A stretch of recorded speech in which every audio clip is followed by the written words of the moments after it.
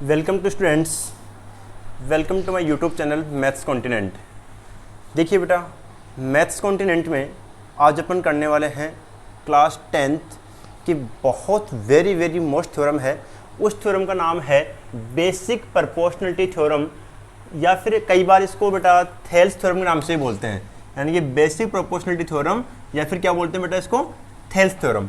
देखिए आपका चैप्टर है बेटा आप सिमिलरिटी के नाम से। उस सिमिलरिटी वाले चैप्टर में ये थ्योरम इतनी इंपॉर्टेंट है कि कभी ऐसा हुआ नहीं है कि इस थ्योरम के बेस पे क्वेश्चन नहीं आए, या फिर इस बार बेटा आप लोगों का बहुत सारा सिलेबस कट गया है, लेकिन ये जो थ्योरम है ये 100% एग्जाम में आ सकती है। ये थ्योरम बेटा टू प्रूफ के नाम से आती है, हमेशा फिक्स होता है 10th क्लास की बोर्ड में 2 या 3 थ्योरम एग्जाम में पूछी जाती है। तो इस बार ये थ्योरम वेरी मोस्ट है, आप ये थ्योरम पक्का मान के चले 6 मार्क्स की आएगी बेटा। तो वेरी मोस्ट थ्योरम है, 6 नंबर से कम नहीं आएगी। तो मैं सब बच्चों से यही कहना चाहूँगा बेटा, इस थ्योरम को बिल्कुल आप समझे, बहुत ईजी थ्योरम है, काफ़ी ईजी लैंग्वेज है। थ्योरम क्या कहना चाहिए बेटा, समझे। If a line is drawn parallel to one side of a triangle intersect, देखिए बेटा समझिए, ये बोलना चाह रहा है कि if a line is drawn parallel to one side of a triangle intersect the other two sides then it divides the two sides in the same ratio. बेटा देखो आपके पास में क्वेश्चन कहना चाह रहा है कि आपको एक ट्राइंगल बनाना है बेटा, इस ट्राइंगल में क्या कहना चाह रहा है वो समझे आप।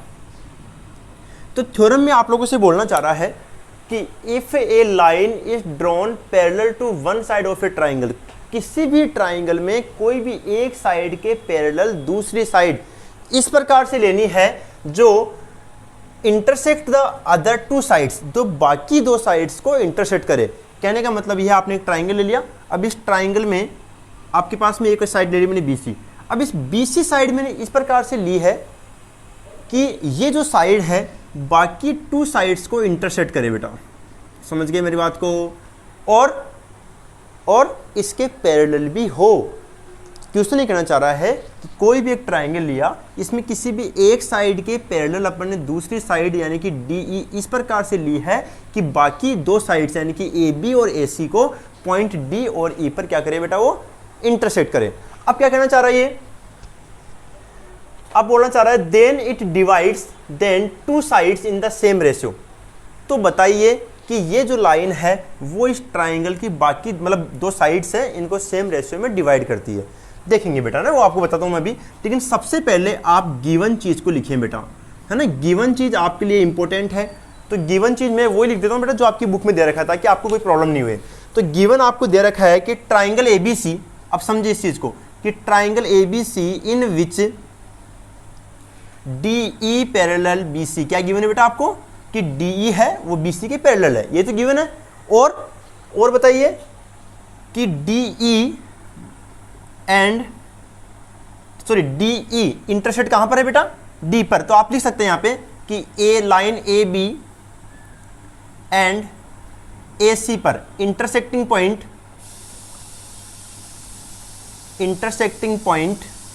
कौन है बेटा, D एंड E रेस्पेक्टिवली। लिख देना आप चाहो तो, नहीं लिख कोई बात नहीं।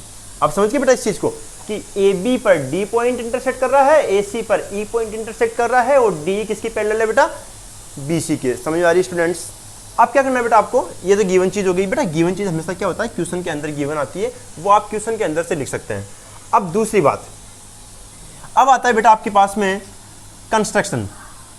लेकिन कंस्ट्रक्शन से पहले मैं चाहूंगा कि आप टू प्रूव वाली बात लिखें बेटा। अब समझो, बच्चे हमेशा कंफ्यूज होते हैं कि ये टू प्रूव इसमें करना क्या है। टू प्रूव क्या करना है, कोई भी एक ट्राइंगल लिया, इसमें दो साइड आपस में पैरेलल है, तब क्या होगा, then it divides the two sides in the same ratio.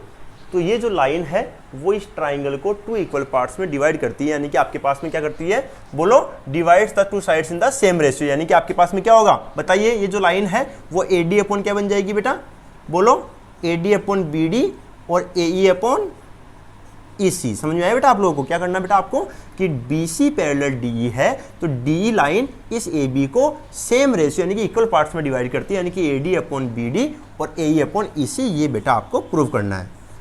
समझ आ गया। अब क्या करना पड़ेगा बेटा, इसको प्रूव करने के लिए अपन को थोड़ा सा कंस्ट्रक्शन करना पड़ेगा बेटा। क्या करना पड़ेगा, कंस्ट्रक्शन। बच्चे मुझे ज्योमेट्री में पूछते रहते हैं बेटा कई बार कि सर हम कंस्ट्रक्शन क्यों करते हैं। बेटा आपको कंस्ट्रक्शन यहाँ पे इसलिए करना पड़ेगा कि आपके पास में कोई भी एक ट्राइंगल है, इस ट्राइंगल का एरिया क्या होता है जनरली 1/2 बेस इंटू हाइट। तो यहाँ पे मेरे पास में हाइट नहीं है, लेकिन इस हाइट के लिए क्या करूँगा बेटा, मैं एक साइड पे परपेंडिकुलर डाल दूंगा। अभी समझाता हूँ बेटा ना।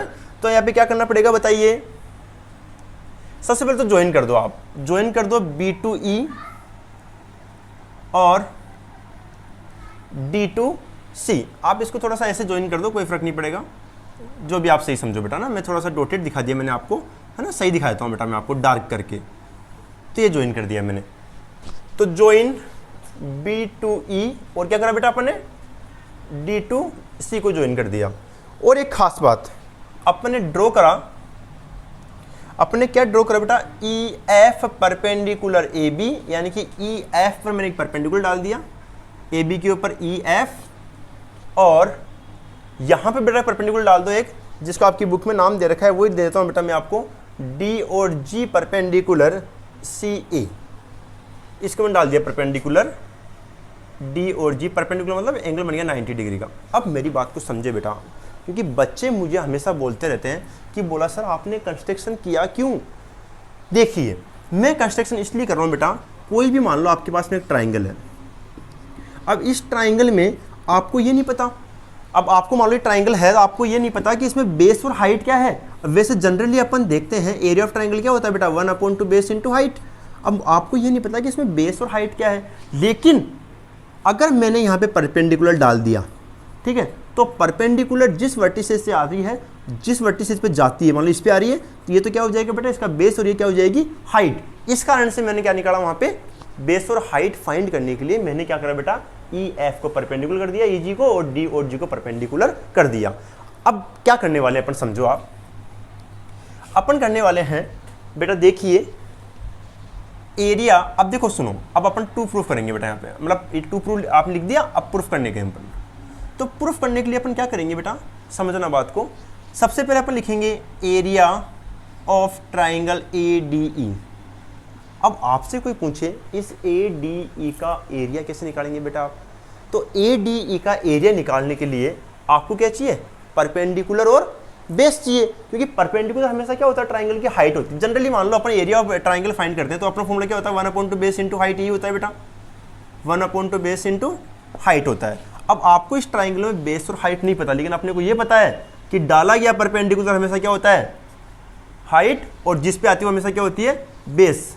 तो क्या आ जाएगा बताओ यहाँ पे, 1/2 और बेस, तो बेस कितना हो गया बेटा यहाँ पे AD, तो बेस तो क्या हो गया आपके पास में बेटा AD, और हाइट क्या हो जाएगा बेटा यहाँ पे EF। समझ गए कि सारे स्टूडेंट्स, बोलिए बेटा आपको समझ आया कि नहीं आया, दोबारा समझिए बेटा।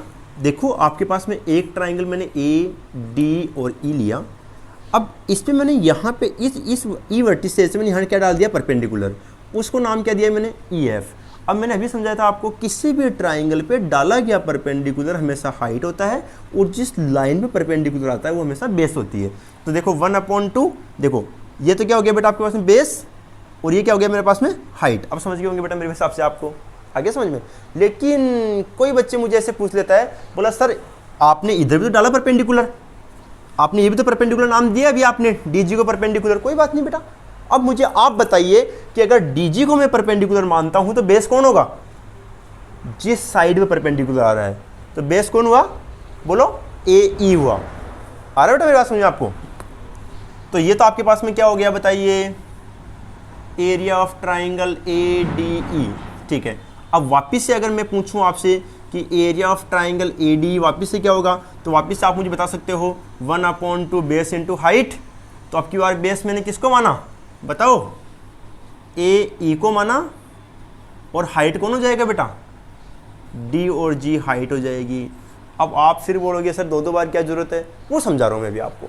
चलो ठीक है, अब मैं और देखता हूँ। अब देखिए बेटा इसमें 4 इक्वेशन बनेगी, चारों इंपॉर्टेंट है। ये फर्स्ट बन गई, सेकंड बन गई, अब थर्ड देखें आप। थर्ड अपन ले रहे हैं एरिया ऑफ ट्राइंगल BDE। बेटा इसको अच्छे समझ लेना आप, बच्चे बहुत कंफ्यूज होते हैं BDE के अंदर। तो एरिया ऑफ ट्राइंगल जब BDE निकालेंगे तो फॉर्मूला वही 1/2 बेस इंटू हाइट। मैं थोड़ा सा यहाँ पे समझा रहा हूँ आपको। देखो ये हो गया बी, डी और ई, समझना बेटा।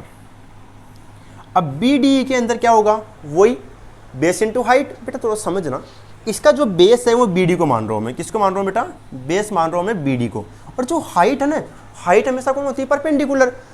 तो बेटा थोड़ा सा मैंने इसको आगे बढ़ा दिया और आगे बढ़ा के मैंने ये डाल दिया परपेंडिकुलर, समझना। इसको मैंने आगे बढ़ा दिया परपेंडिकुलर, मैंने ये डाल दिया, समझ रहे बेटा आप इस बात को। तो आप बताओ कि इसका जो परपेंडिकुलर है वो मैंने इधर डाला, तो ये क्या हो जाएगा, इसकी हाइट हो जाएगी। दोबारा समझो बेटा, बी डी ई ट्राइंगल ले रहा हूँ मैं। अब इस ट्राइंगल में अंदर की तरफ तो परपेंडिकुलर बन नहीं सकता बेटा, कभी भी किसी भी ट्राइंगल में अंदर की तरफ परपेंडिकुलर नहीं बनेगा। तो मैंने क्या करा, इसको थोड़ा सा आगे बढ़ा दिया। आगे बढ़ा सकते हैं अपन किसी भी ट्राइंगल को, आगे बढ़ा भी मैंने परपेंडिकुलर डाल दिया, तो ये परपेंडिकुलर क्या हो जाएगी, इस बी डी ई की हाइट हो जाएगी। समझ आ रहा है ना बेटा आपको। देखो ये होगी अंदर की तरफ। आप मुझे बोलोगे, बोला सर बी डी ई तो यहाँ पे रह गया, आप परपेंडिकुलर कहाँ डाल रहे हो। ऐसा बिल्कुल नहीं बेटा, दोनों को मैंने प्रोड्यूस करा, साइड को प्रोड्यूस करा, फिर इस पे मैंने क्या डाला, परपेंडिकुलर। मेरे कहने का मतलब ये है कि बी डी ई के अंदर मैं बेस तो बी डी को मान रहा हूँ, लेकिन परपेंडिकुलर में इसी ई एफ को ही मान रहा हूँ, क्योंकि मैंने आगे बढ़ा के इस पे परपेंडिकुलर डाल दिया। समझ आ रहा है बेटा आपको। तो परपेंडिकुलर आप हमेशा ध्यान रखना बेटा इस चीज़ का, गलती मत कर देना एग्जाम में, कि अगर आपने बी डी ई ट्राइंगल ले रहे हो तो बी डी ई के अंदर जो आपने बेस ये माना, तो इसकी हाइट मेरे पास में ये होगी और इस हाइट को आप इसके इक्वल में मान के चले। आप ऐसा समझ लो बेटा, समझ रहे ना आप लोगों को। तो बी डी ई के अंदर बेस तो क्यों हो गया, बी डी, और हाइट क्या हो जाएगा बेटा, बोलो ई एफ, क्योंकि मैंने उसको आगे प्रोड्यूस करके हाइट मान लिया। वो समझ में आएगा कारण आपको आगे कि ऐसा क्यों किया। अब देखिए एक और मान लो आप, एरिया ऑफ ट्राइंगल बताओ।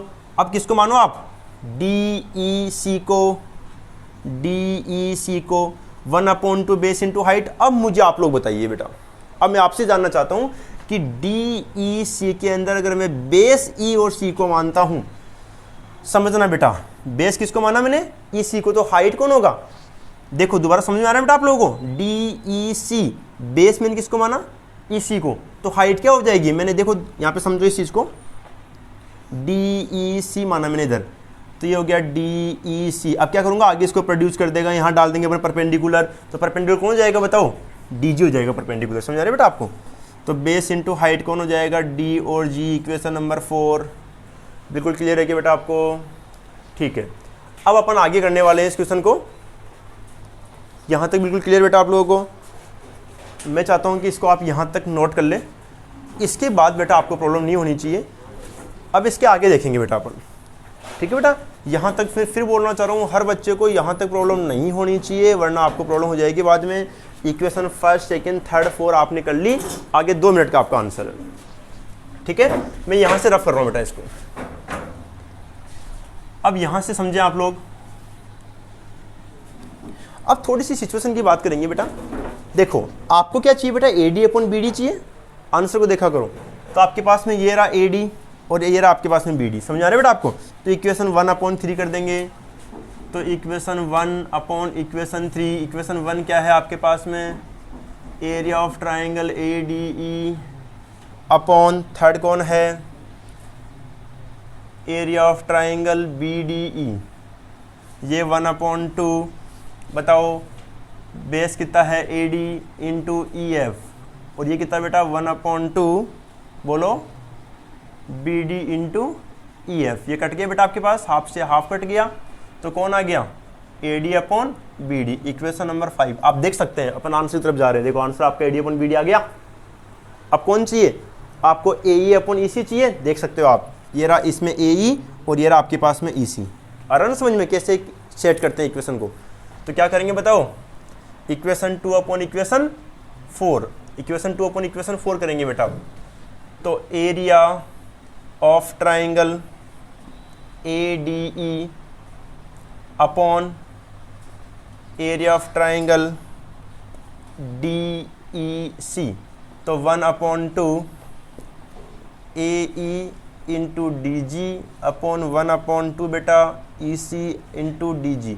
इससे कट गया, हाफ से आप कट गया, तो AE/EC, इक्वेशन 6। बस बेटा इसके बाद एक लाइन का आंसर है।